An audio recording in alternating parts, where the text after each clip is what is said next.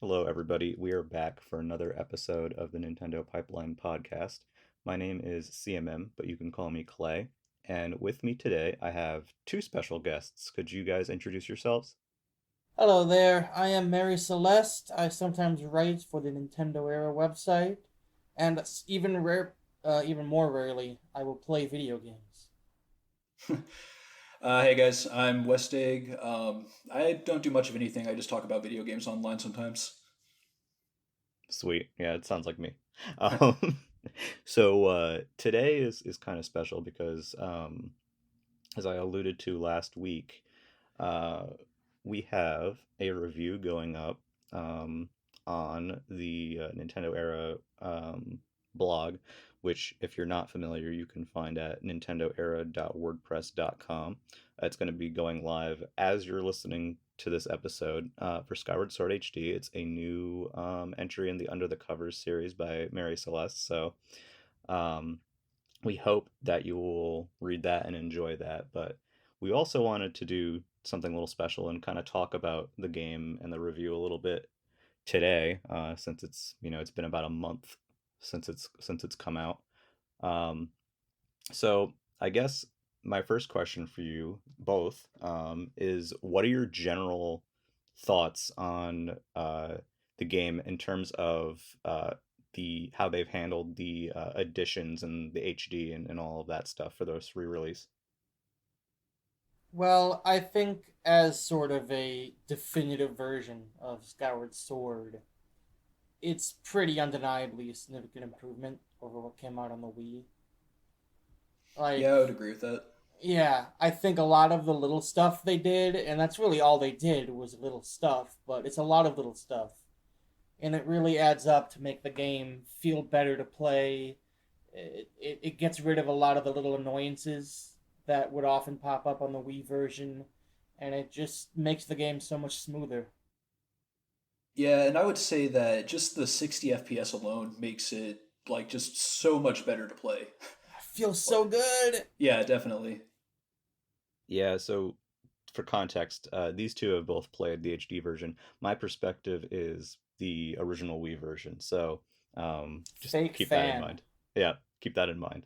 So I guess before we talk about one thing I definitely want to talk about is the are the controls. But before we get into that, besides that and the 60 FPS, are there any little changes that you both thought like just really were nice quality of life changes? Like, what was your favorite change that they've made?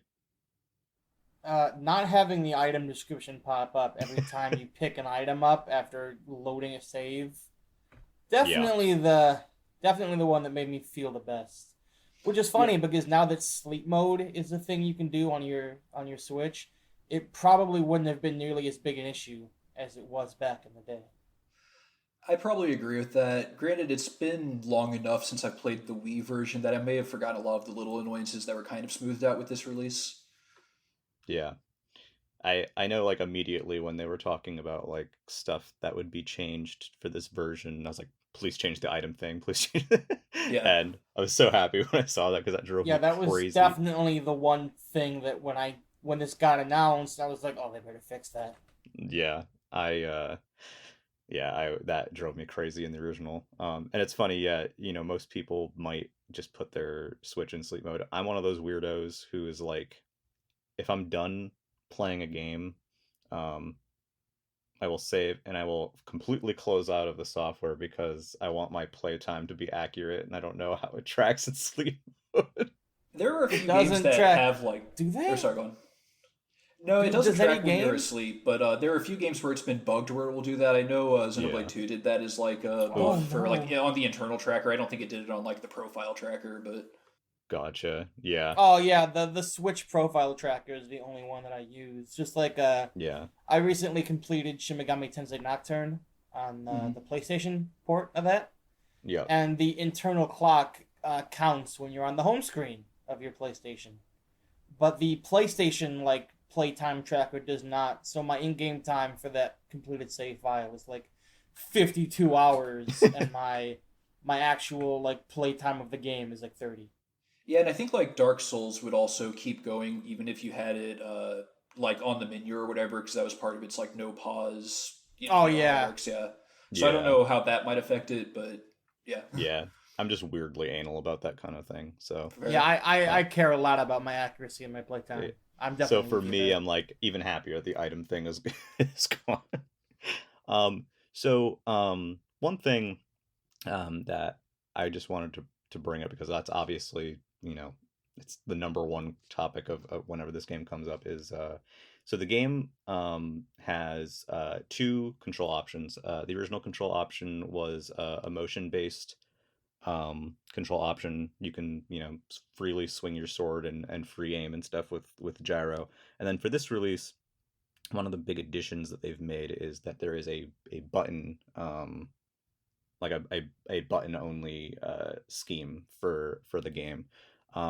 Did either of you guys which control schemes did you play through the game with?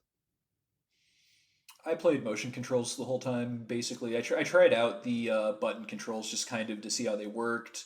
I was like, this is neat, but it's really frustrating to having to hit the button to control the camera. Because once you've gotten used to the free camera, even though the original didn't have it, like you just keep wanting to mess with it, even like if you don't strictly need to. Yeah. And you, Mary? Yeah, I played motion controls. I didn't touch the button controls at all because I don't play handheld, and I Yeah. don't have any kind of handicap that would require me to not be able to use the motion controls. And I'm not a 3-year-old child who hates the idea of motion controls. So I strictly played motion controls, and I had a fantastic time doing it. Yeah, I mean, I know for me, when I do get around to picking this version up, I will be playing with motion as well. I just find it very satisfying. Um, since you both played motion, did you notice any? I mean, I know it might have been a while for some of you, but um, did you notice any difference or improvement or you know anything to the motion controls in this version over the original? I feel like my sword swinging was more accurate with this Hmm. version of the game than it was before. I also noticed that my aim, when I would pull out an item and aim, seemed to become desynchronized much more frequently than it used to. But Hmm. unlike with the Wii version, you can just tap a button and it'll recenter to wherever your cursor is pointing. So Right. it's really a non-issue.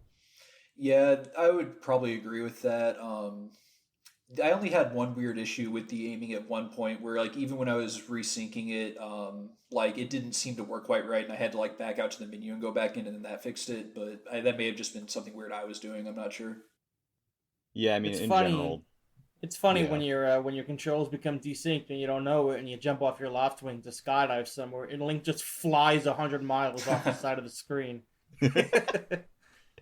I I mean, obviously there's motion controls have come a long way since Motion Plus, and Hmm. generally, gyro is more consistent at this point. It's notable that, the original release of this game was pretty much their like the first game that they've done where pretty much everything was gyro, like the menu cursor, um, and everything. And you Hmm. would use the sensor bar to recalibrate.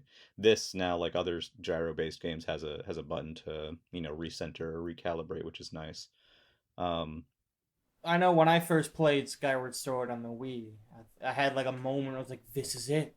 This is the future of video games," and I was right. It's just a lot farther away than I thought it was at the time. That's fair. And like when I played it back in the Wii day, I liked it. I thought it was I thought it fit the game well. I'm not sure if I would have been like, I want every Zelda to be like this forever, but I mean, I'm fine with different games having things that are unique to them. So I Yeah, thought I was perfectly fine with it.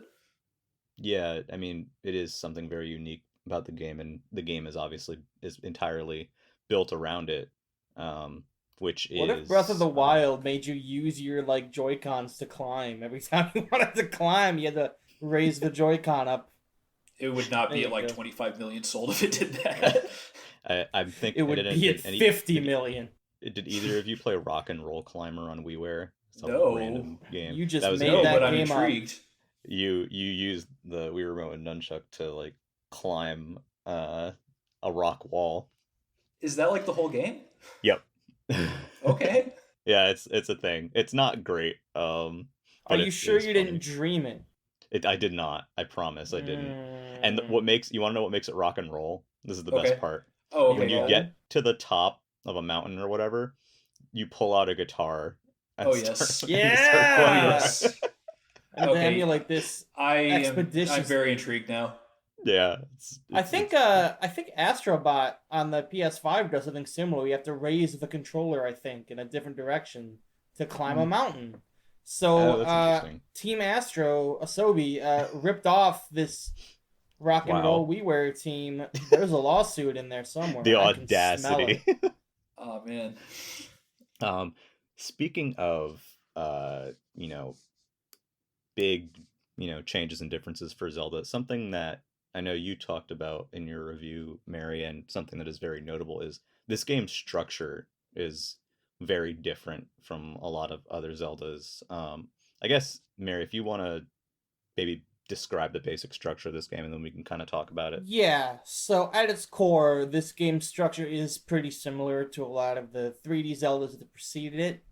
You have a little town, you leave the town, you find three dungeons, you get three things from the dungeons that'll let you access some more dungeons that you have to get more MacGuffins from, and then you go to the final boss. But unlike those games, this game feels less like an Ocarina of Time and almost more like a Mario Galaxy Hmm. in a way. Instead of having a giant hub world that you will go across to access these different dungeons, um, like imagine if you will, like a big circle, like the old Zelda maps were big circles, and then you would enter the areas that would house the dungeons in those games, and they would turn into these little lines that you would follow down. This game is a small circle, which is your Skyloft town, and then a couple of big lines that you follow down. And then on your way to the dungeon, instead of crossing a big hub area where you talk to a bunch of NPCs and have a bunch of side quests, you do some dungeoning. You dungeon to get to the dungeon where you dungeon some more. It's all dungeon, baby. Yo, dog. Yeah. I heard you Um, like dungeons. Yeah. yeah. Which is, especially with Breath of the Wild being the last released 3D Zelda is definitely a different pace um, from This that. game really feels like the antithesis to Breath of the Wild, So despite sort of forming a lot of the foundation that that game would build off of. yeah, it's kind of funny how yeah, that it is the antithesis when it was looking to do a lot of the things that Breath of the Wild ended up doing. I'm not talking about like the stamina gauge and whatnot, but you can tell they approached Skyward Sword with the idea of like, let's rework how we think Zelda should be. Let's try and make something that breaks the mold and like is just a new experience. And I think it did do that, but obviously Breath of the Wild did it in a much grander way. But I don't know. It's just kind of funny when I hear people saying like, "Oh, I miss classic Zelda, and that's why I'm liking playing Skyward Sword right now." When it's really kind of its own thing, like it's like relative to the 3D Zeldas. Like it's not quite like the Ocarina template, and it's definitely not like Breath of the Wild. Yeah, I would agree with that as well. I mean, so you we all played the original game years ago, and now this version's out. How do you both think that the structure holds up today? Like, is it still compelling? Is it not something that you enjoy? I just give me your general thoughts on that, I guess. Not Uh, every section that you have to go through to get to the next section of the game is a total winner. There are some that aren't as good as others, but I think generally it throws new challenges and new ideas at you so much more frequently, I think, than other 3D Zelda games do. That there's always something to kind of maintain your interest, even if you're doing something that you might not think is very fun. You can still find enjoyment out of like, huh, they're really making me do this. You know what I mean? Yeah, there's a lot of yeah. well, I think like Skyward Sword, like a lot of people come at that. It doesn't feel like like it doesn't feel like it's trying to be Zelda or whatever, and I think it's just kind of feeling like it wants to be Skyward Sword. Like again, like I like how different games have different unique aspects, and I think it's cool when like it really focuses on what makes it unique, because it gives you a reason to go back to it, a specific reason to remember it, and yeah, so like even if it's not the ideal Zelda, I think that still works for what it's trying to do. Yeah, Yeah, it feels like a very singular game in the franchise. Hmm. yeah, I would agree. It's definitely very distinct. Like, people talk about it, and it's always, that one Zelda, Yeah, for better um, or worse. yeah, and yeah, it's interesting because yeah, something that like Mary mentioned, yeah, you got a lot of dungeon, um, you know, the game definitely has a different feel and a different pace from something like Ocarina of Time or Majora or Wind Waker or whatever. I know for me, at the time, I was kind of um, mixed on it, um, in terms of like how kind of it felt like it was kind of like you would do a bunch of puzzles to get the dungeon, and then you go in the dungeon and you do more puzzles in the dungeon. So it kind of felt it it it's kind of a weird. It's definitely an outlier for 3D Zelda, and I Yeah. yeah, personally, I'm someone who generally likes 2D Zeldas more. Um, and I like more focus on the combat. So that was what compelled me to play Skyward Sword, is just the really fun motion combat. Yeah, it doesn't have the exploration focus that a lot of Zeldas have, and that's kind of to its detriment in a lot of people's eyes. Yeah. I will say that I thought one of the great things about this game for me is Skyloft, the hub world, Hmm. which changes at least like slightly every time anything happens in the story. NPCs will have new things to say. Your items that you get through dungeoning will open new little things for you to do in Skyloft. You can find more side quests as you progress. It feels like all of the exploration in the game, for the most part, got relegated to this one small area that would let you use your items in unique ways as the game progressed. It was something you could go back to and spend, half an hour or so just kind of walking around, seeing what's new, talking to people, and then you go back out to dungeon crawling. Yeah. I mean, I guess you could say that.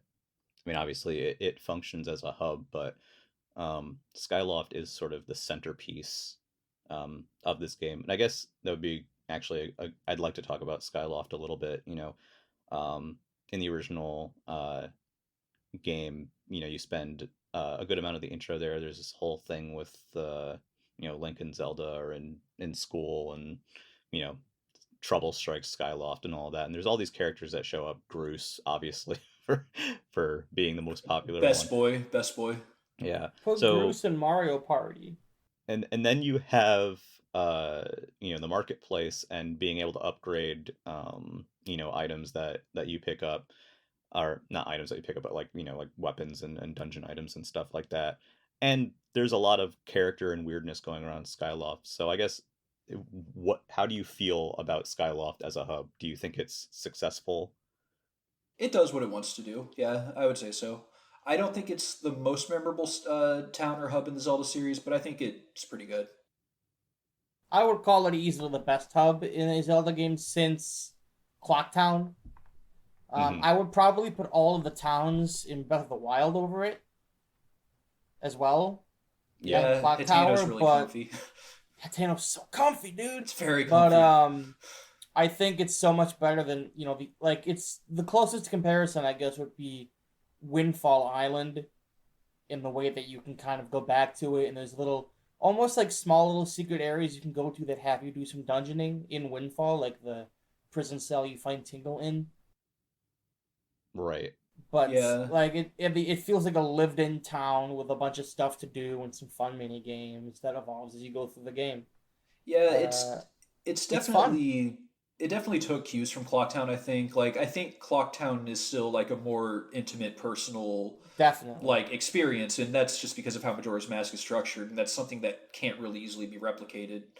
Just because of the 3 day cycle and the strict scheduling. But yeah, it has great characters. I would agree with that. Yeah, it is pretty similar to Windfall now that you mention it.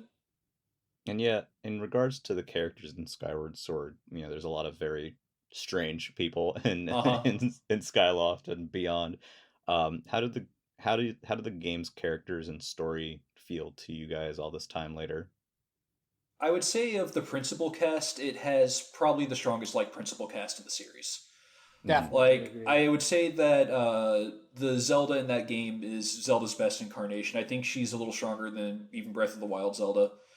Um, Specifically because of some like later scenes, which you can probably talk about that more later. But then like you have Groose, of course, who is just an amazing and original to that game character.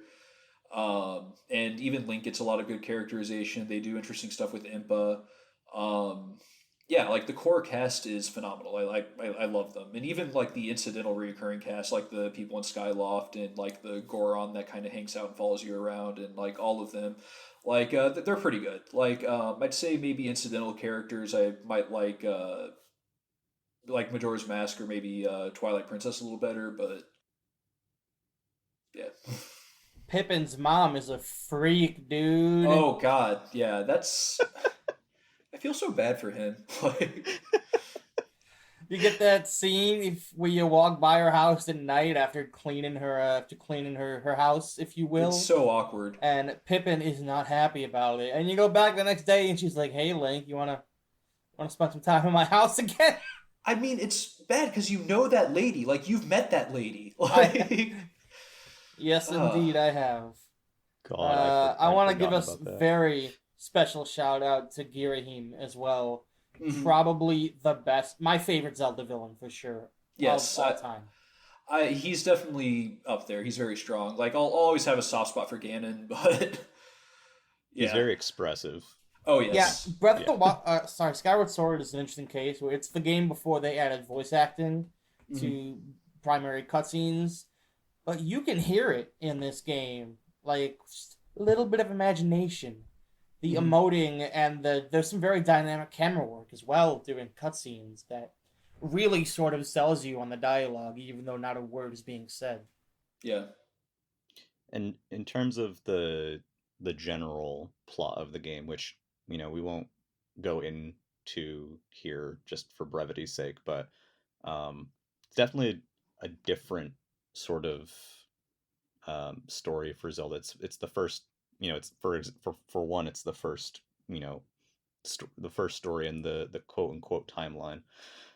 Um, and there was some pre-release like marketing hype on both when the original came out and for the re-release of like, hey, this is what you know where everything started. You should totally play this to figure out, see how everything started. Do you think that the game is like successful in that way? Like, is it actually interesting, and does it serve the rest of the series well?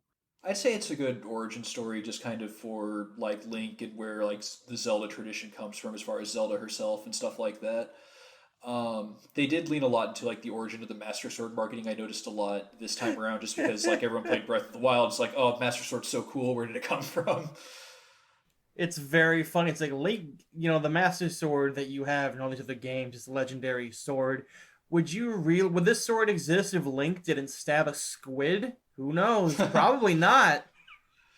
But So, it's generally, I think it works really well as a sort of here's what happened in the before times.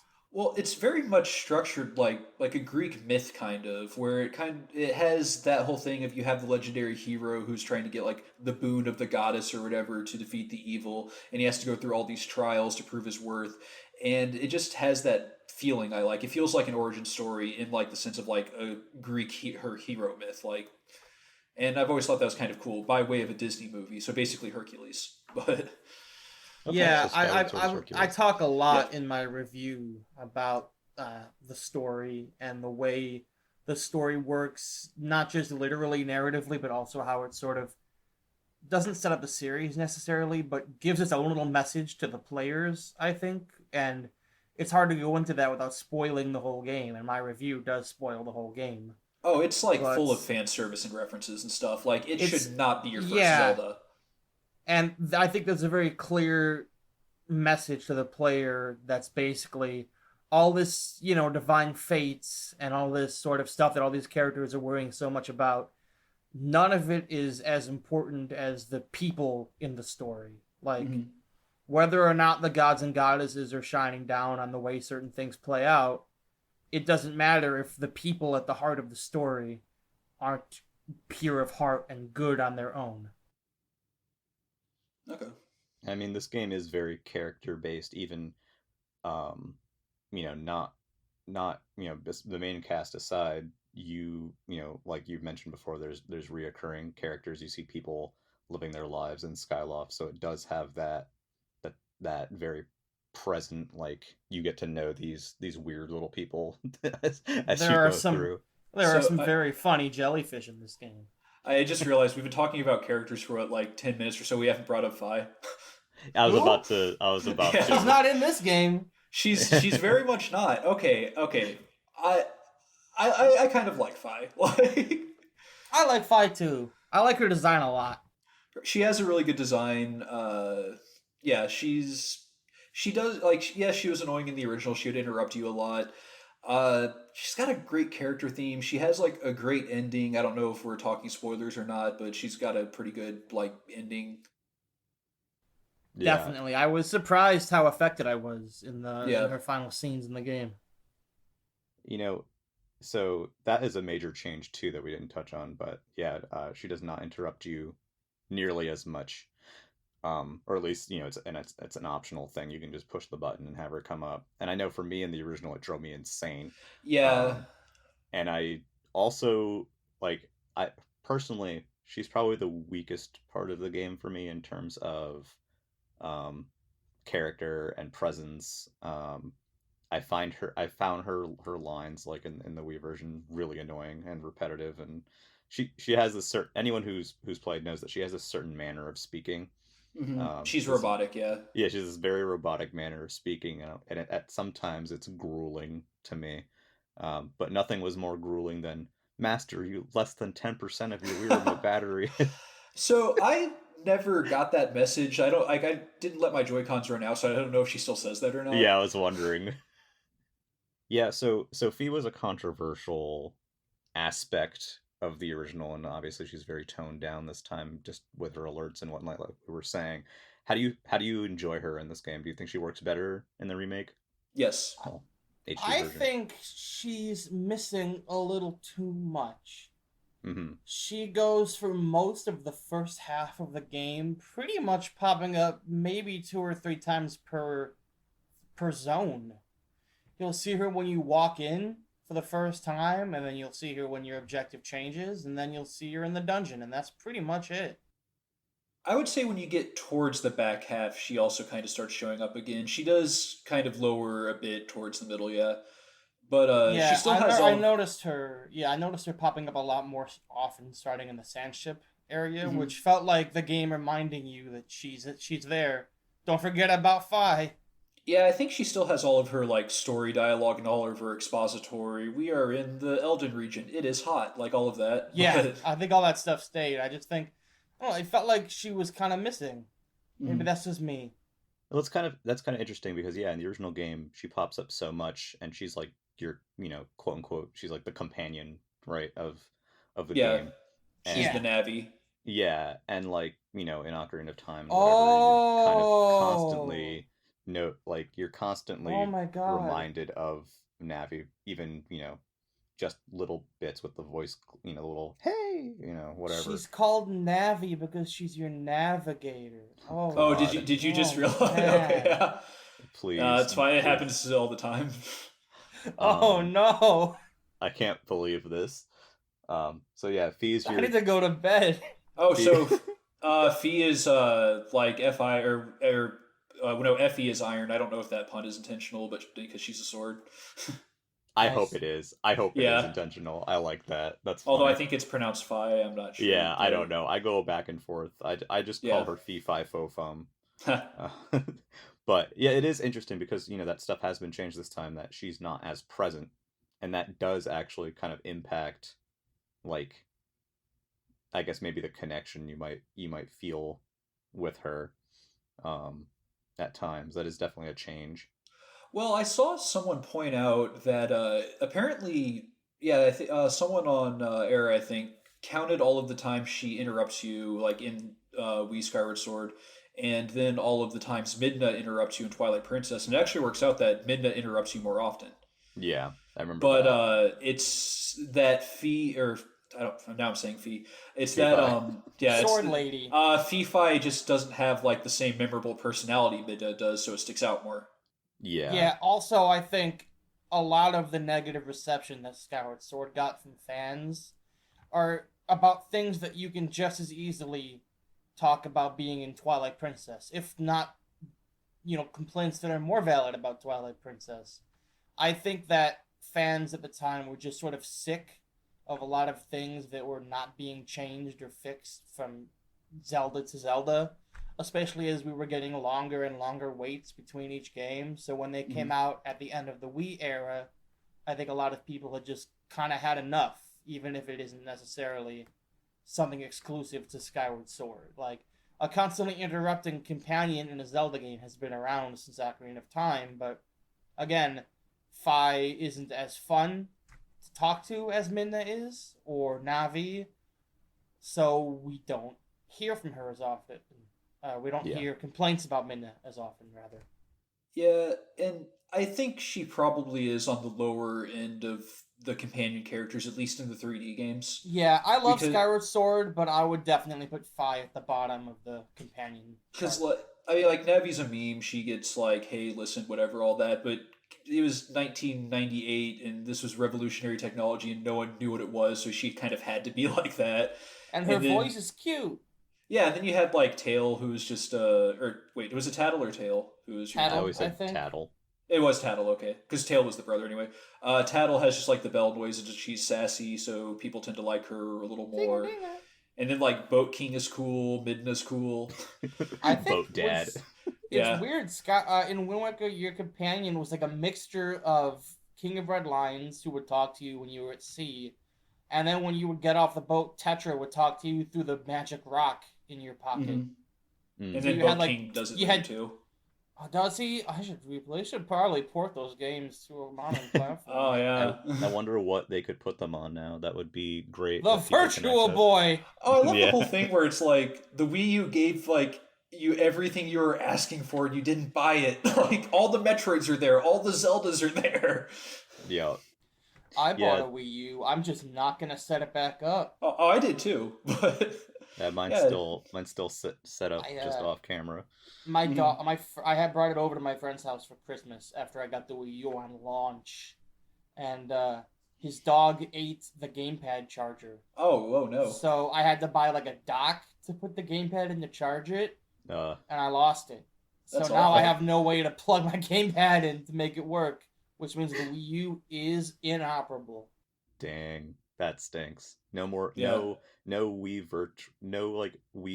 Virtual Console version of Skyward Sword for you then. I wonder if you can get like I just a want to play refurbished Metroid Prime gamepad. Trilogy. I probably could, but I certainly don't care enough to do it. Not right now, Yeah. at least. Maybe someday. Oh, in the far off year of 2030 or whatever they get to. 2022. Now there's a couple other things I'd like to talk about with Skyward Sword before we end here. Sure. One of the things that was I don't know if controversial is really the word for this. That's an overused word, but the Silent Realm stuff. So in Twilight Princess, the previous game, you had those sections where you needed to get the tears by being Wolf Link and taking out, the Twilight shadows or whatever they were. And then in this game, they have the Silent Realm where it's actually kind of a stealth section where you lose your sword, and you need to collect. I don't even remember what they were. They're teardrops. Was that Yeah, what it's it was? yeah, it's very similar to what Twilight Princess had you collect, just they weren't inside the bugs. And Right. this time it's good. Yeah. So yeah. Yeah, I'd like to hear your guys' thoughts on that because a lot of people were very down on these sections at the time Silent- the game released. Yeah. Silent Realm was always good. Like I don't care Yeah. what people Always. say. It was always good. Like it's another thing that's just kind of unique and people don't like unique a lot of the times. And I mean I could see someone not liking it just for their own reasons, but no, like it's one of the more like interesting things in the game, I think. Yeah, I really like them. The way they come around after you've already been through a map once or twice, so you Mm. already know the layout of the map, and then the Silent Realm is just sort of like a test. Like, can you navigate this area without your items quickly and efficiently? And It's it a does fun yeah. challenge. it does a better job of like invoking dread than like a lot of things I've seen most games do. Because like as soon as the music starts and the things are chasing you, it's not particularly hard, to be honest. Like I don't think I was caught at all, or if I was caught like once or twice. But like you do feel it, like you're like, oh crap, when that starts. Yeah, And there were multiple designs for those guardian things that chase you if you get yeah, discovered. And they're great. They're really cool designs, and the game like never really shows them off. Like they're sick. Those things are awesome. I would play a game about those things.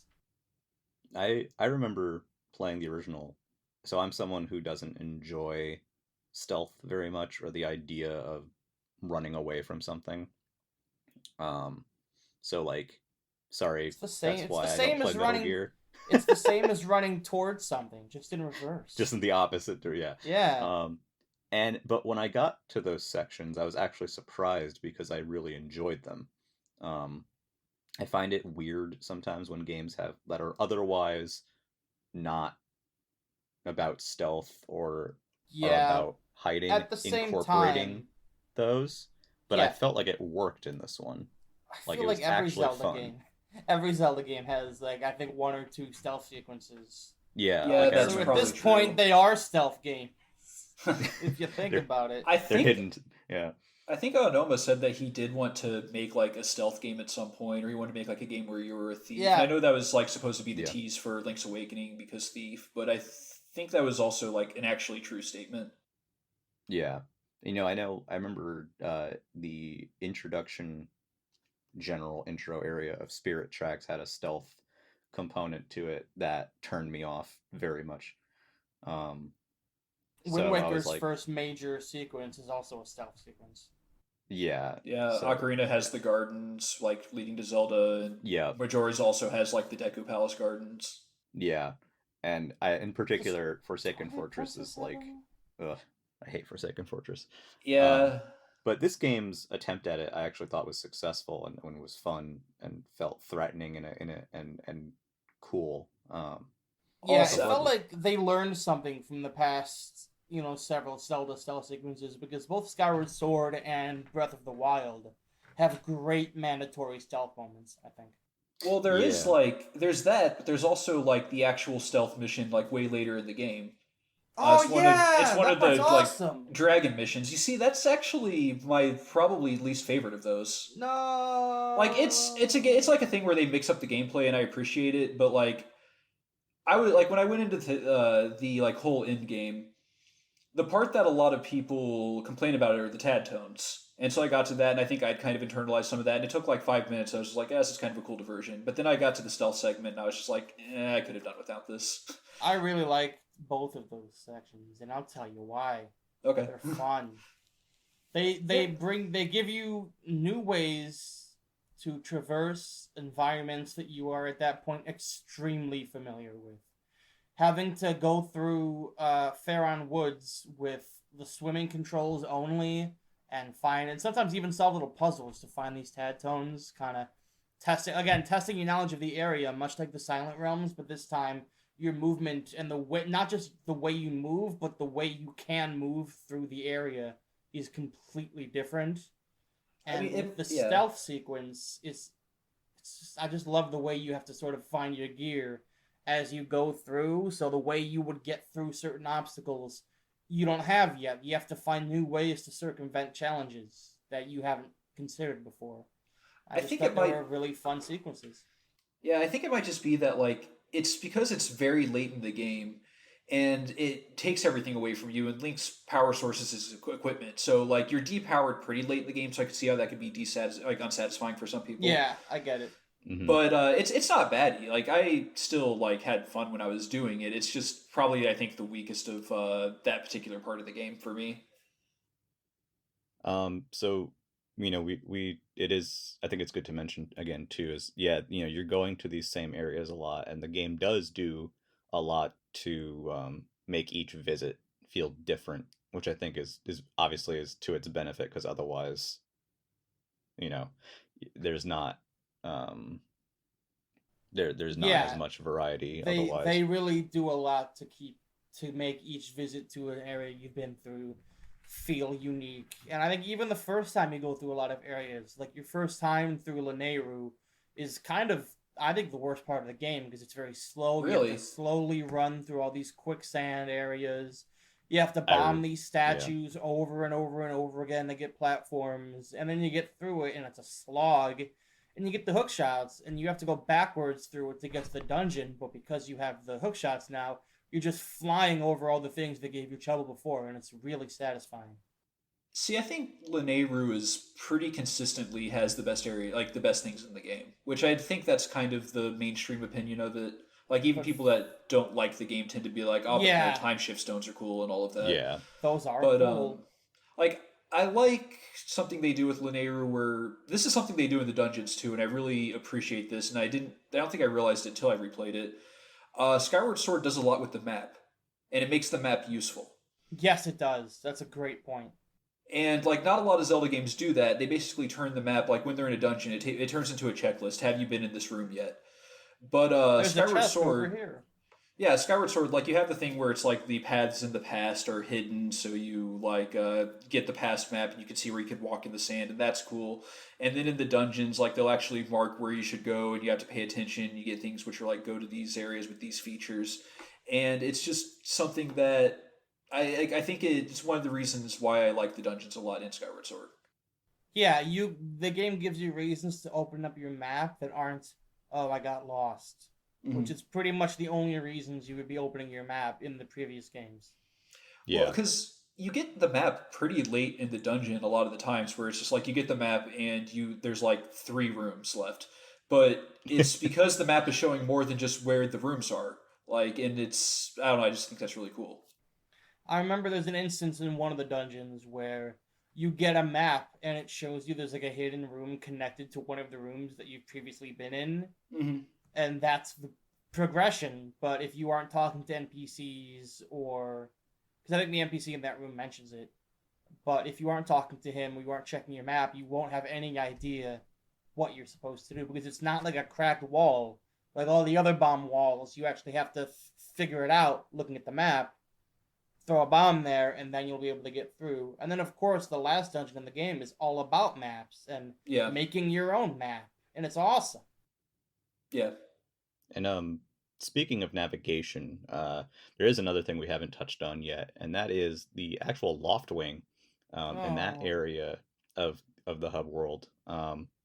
How do you guys feel about that? So for anyone who's not familiar, you fly in the Loft Wing in this game. It's kind of like this game's equivalent of the boat, I guess. It's kind of hard to pinpoint exactly, but um, and you have besides falling into the main areas of the game, there are all of these mini islands and you know all this stuff going around in there. What do you how do you guys feel about that aspect of Skyward Sword?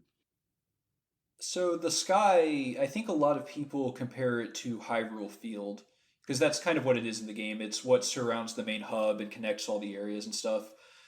It's not really serving the same purpose though, because again, the game's very linear. It's very by design. Let's dungeonify the overworld.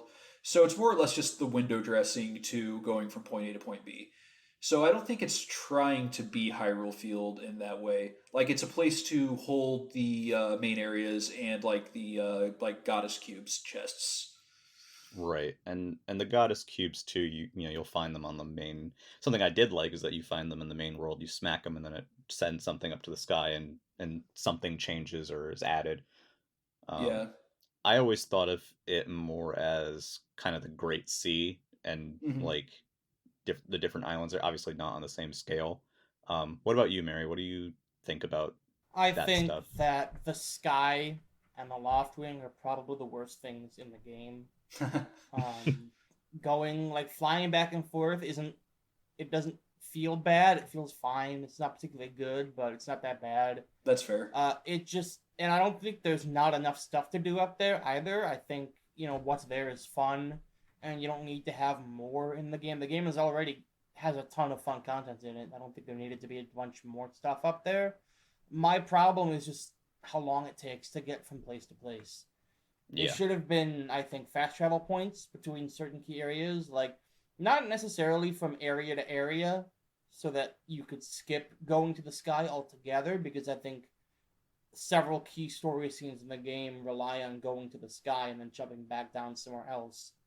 So Yeah, I think you would telegraph too much to the player if you just disabled fast travel during certain sequences where you had to have them go to the sky.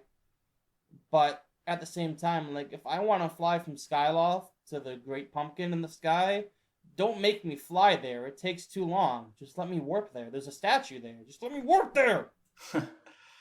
see, I don't really mind the like flying around and stuff. I'm like, yeah, this is part of the world, and this is how people get around. I'm fine with like interacting with it in that way. Like, it's not. I don't think it's bad. I just think it's like forgettable, which is kind of funny because of how much they emphasize the loft wings in the marketing. Yeah, yeah. The Loft Wing is actually very prominent um, in the game's general image. Mm-hmm. Um, and yeah, I remember kind of feeling like it was a bit empty and kind of spread out. And I do wonder if maybe some kind of fast travel or something could have been nice. Um, but ultimately, it's kind of just whatever to me. Like I'll play around there for a little bit and then go on my business.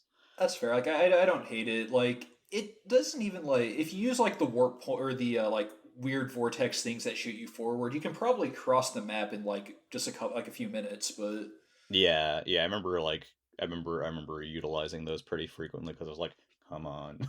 Yeah. yeah, And I guess now is a good time to bring up. Speaking of fast travel, did anyone play through this game with the amiibo? I don't have it. And if, Oh, even if okay. I did, I don't think it's that big a deal. I think it was a huge, overblown controversy because people love to complain. yeah, I Yeah, kind of You feel know, that way too. going from statue to statue, there's always a statue within a 30-second walk of you at all times in the game, I would say. Like, actually, I would say that you're always 30 seconds away from a fast travel point, and yeah, having to go to Skyloft to get something isn't that big a deal. Well, and it's the yeah, Because, gameplay loop to like return to Skyloft and do your chores between yeah, like major areas you're and going stuff. back to Skyloft every time you have to leave a dungeon anyway, so you don't have to change your shield unless you break your shield during a dungeon, and if that happens, you deserve to go back to Skyloft because you suck. Yeah, I Do never had a shield you? break. If Take the fly of shame. I guess the alternative question here is, say that that function of the amiibo was not an amiibo feature. Do you see yourself using it? I Like if mean, it was just, there? I think I probably would have used it, but it would have saved me maybe 2 minutes. I mean, I'll probably say no because I literally had it and just never felt like using it. Yeah, So, that's yeah. fair. Um, all right. Well, we're getting near the end here. There's just one more topic I'd like to cover before we kind of wrap up, and that is, uh, how do you guys feel all this time later about the challenge in the game? Now, this game, when it came out, it was the first Zelda, or I think still the only Zelda, that starts you out with 6 hearts, Hmm. which was kind of news at the time. And in general, you know, I think the idea is that because they were giving you more hearts, that the game would be more dangerous. Do you think that to be the case? I do. Yeah. Uh, Unlike Wind Waker or Twilight Princess, when an enemy hits you in this game, typically they are doing a full heart of damage, sometimes more than one full heart of damage. Yeah. So you get the 6 hearts because enemies hit a lot harder. So it's basically the same, I think, damage, as far as the ratio of the damage to your Right. health goes, as those earlier games. You just have more hearts to fill up. And I think it works out pretty well. There are some harder enemies and encounters, there are some easier enemies and encounters. I died maybe once on the final boss, and that was it, but I mean, it's not like I'm dying often in other Zelda games anyway.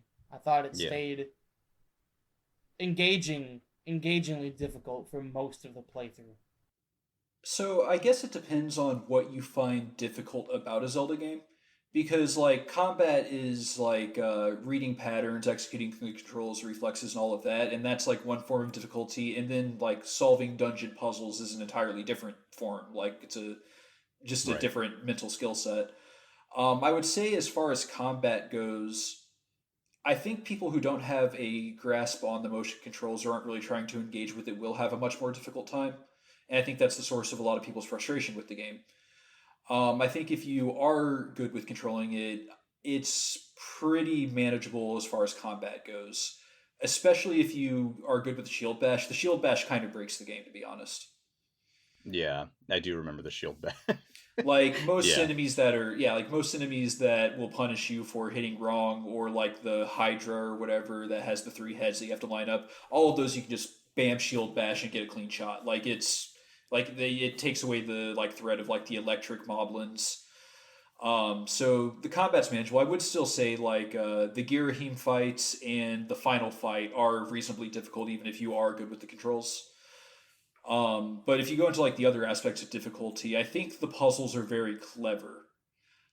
I don't Mm. know if they're like stump you clever, but I think they do a good job of what the dungeon designers are trying to do. I think I don't remember who said it, but the idea behind Zelda dungeons is to make you feel smart. I Like, think that's an Aonoma quote. I think, yeah, like they're and not. they nail it in this game. I mean, like, keep in mind that you have like 10-year-old kids playing this, and they're expected to get through it as well. So Like it's me. yeah, like I don't need to harness all of my adult man brain Yeah, your power mental energy. to like yeah, like to solve these, but I want to do that. I was like, oh, that was clever, and I feel smart for seeing that solution. And I think Right. Skyward Sword is probably on par, maybe probably above average as far as Zelda goes in that regard. Right. I mean, I guess in terms of other 3D Zelda titles, um, how would you compare its like general like difficulty? Uh, I I think I so a lot of people disagree with this, but I would say I think it's slightly harder than the average Zelda. Hmm. Yeah, I'm with that. I think it's harder for sure than when we're doing Twilight Princess. I would say Wind Waker's easier. Yeah, and I don't know. Wind Waker and Twilight Princess I think are a little bit easier, but I think Ocarina and Majora might be a little bit harder. Yeah, that's Yeah. where I go to. It's right in the middle, nice and snug, sandwiched between the other boys. Yeah, Yeah. I think I mean most people I talk to seem to feel that way as well, that it's slightly harder. And I mean sometimes they're talking about, not being well adapted to the controls, but I just think in general, like the game itself is just generally a little bit harder.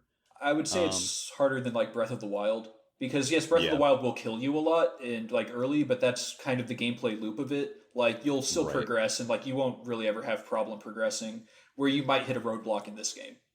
Right, yeah, because there's a lot more choice and ways to approach stuff in Breath of the Wild that you can kind of, get around Yeah. certain things.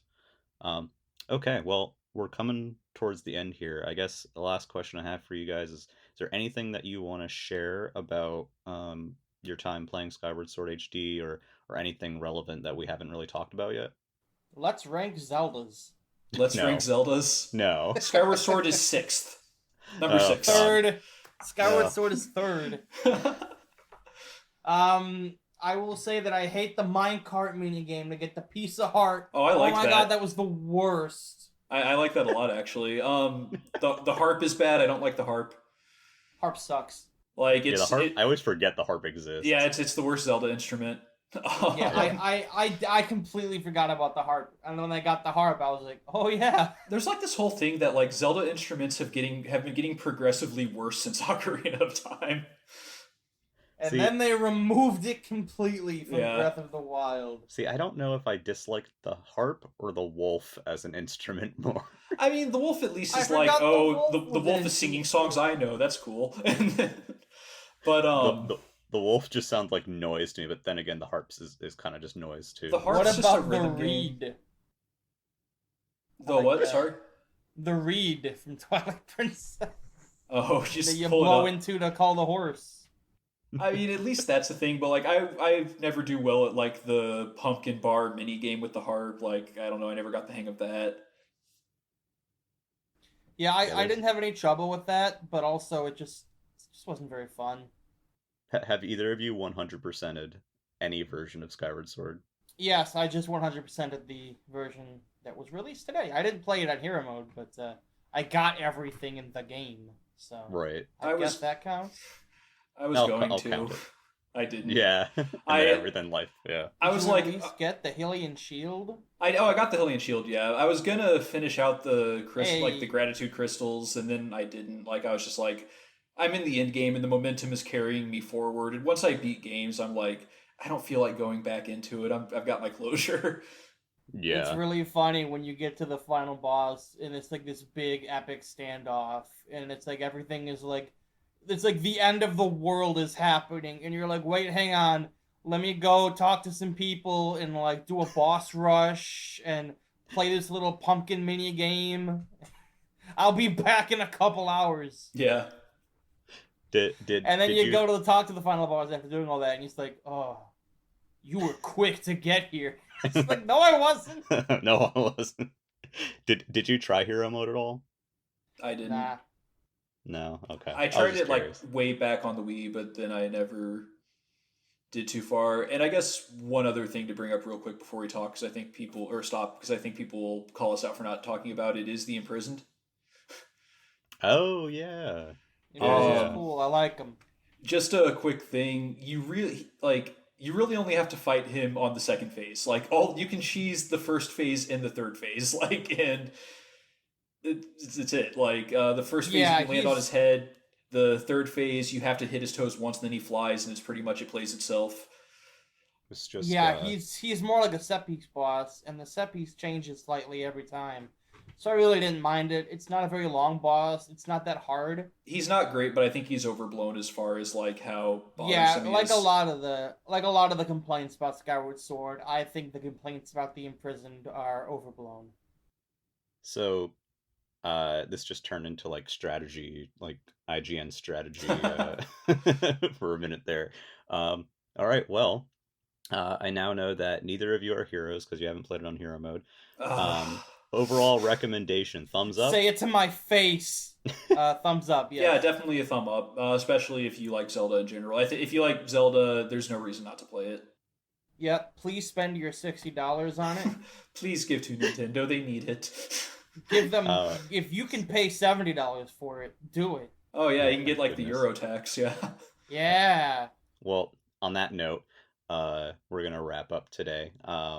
Again, definitely check out the review from Mary Celeste. It is up on the site right now. If you're listening to this, you can see that at nintendoera.wordpress.com. I want to thank both of my guests today for joining. Thank you guys. Yeah, it's fun. Yeah, thanks for having me. Hopefully I can come back someday. Yeah, hopefully you're not banned Say from it more after this words. episode. Yeah. Yeah, no, that's the expected result. We can come back when we're heroes. Yeah, Yeah, yeah, come yeah. back. Yeah, come back when you're heroes. Come back Um, in 10 years. so yeah, until next time, this has been the Nintendo Pipeline Podcast. You can listen to us on Spotify and Stitcher and Apple Podcasts and anything you Stitcher. can think of. YouTube. So follow us there if you like what you hear. Are we on Otherwise, Deezer? what is that? Are we on Deezer? I don't think so. That I Wow. don't think so. Sorry, you Mm, those people are left I out. thought this was a professional podcast. Yeah, maybe we are. I honestly don't know. That shows how professional I am. Um, but yeah, all right. Until next time. Thanks for listening. We'll see you next week. Bye bye. Bye. Bye.